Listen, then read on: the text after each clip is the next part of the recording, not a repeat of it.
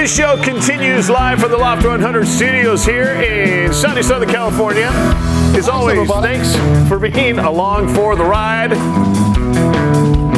That right there is a Day Trader Trio, DTT, as they're known in music circles worldwide. Best in the business, no less than self-taught. Of course, back here at the bar as we continue Mary, Bert Godwin, Costa, and Sully.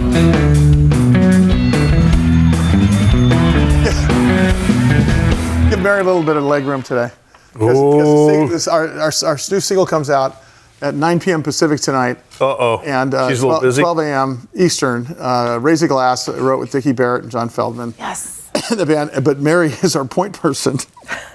And I literally walked in and 45 people are asking me questions about things. He's already yelled at me 5 times. I didn't yell at you. I don't yell. I'm emphatic. Do you like? He doesn't just yell. Go like this. Look, the tears you've been shedding, just wipe that off. There you go. Now you're better. I need my coffee. Just don't talk to me for a minute. Mary's made me cry way more than I've made her cry in our relationship. We have a tally going in the control room. Yeah, we both quit on each other at least 6 times. No worries. Not in the last 5 years, but the first 5 years. First 5 years. Yeah. Hey, Trey Wasser, our gold expert, of course, he is the CEO and director of Dryden Gold Corp. Is on the air with us, and of course I don't know where he's joining us from. I know he's been traveling, so he may be in good old Snyder, Texas, right now, but I'm not sure. Where in the great white world are you these days, Trey? I finally made it home, Sully. It was a grueling trip yesterday from Toronto with delays and cancellations, and well, it's great to have you. But I'm back. I want to talk about again, and we talked this about you about a month ago about when you and I were on air on a regular basis before about in 2021, gold was at $2,000 an ounce. And, gold is now, 4,000 plus, depending on what day you look at it. And 5,000 plus. 5,000 plus now. See, there we go. There's the chart. And recently, silver has gone parabolic. So, bottom line is, give us an idea of why precious metal markets are doing this, because I know the hedge against inflation argument has been there on both sides. But is this really a hedge against inflation? Is this proof that that's actually what's happening here? Because this economy, as I talked about in COVID, went off like a light switch, on like a sunrise.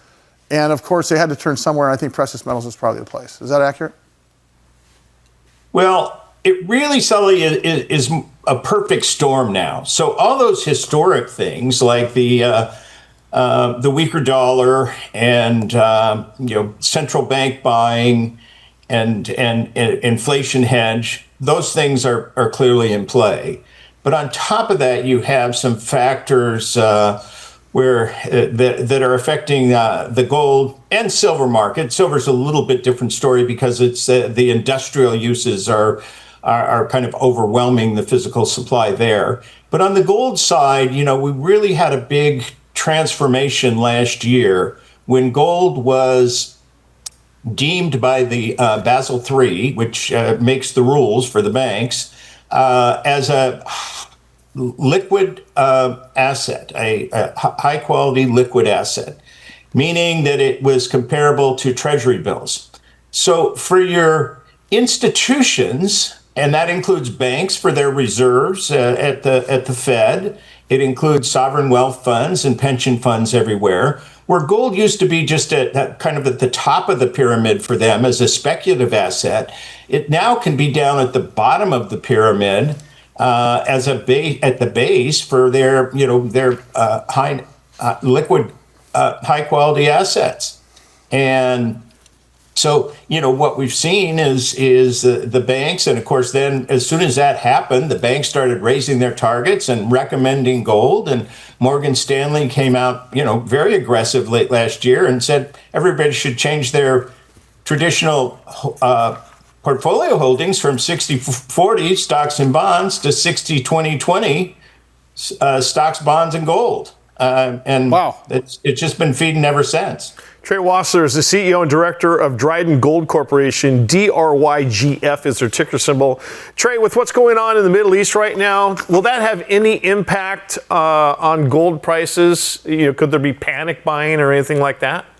Well, we haven't seen it. In fact, just the opposite. Gold's dropped from about 5,500 to 5,000 this week, and that's really more because I think that the dollar has been very strong. So we've seen a flight to quality, if you will, in the dollar. Although it hasn't gone in the traditional places of the bond market. The bond market yields have actually gone up a little bit, but I think other more on the Treasury bill side and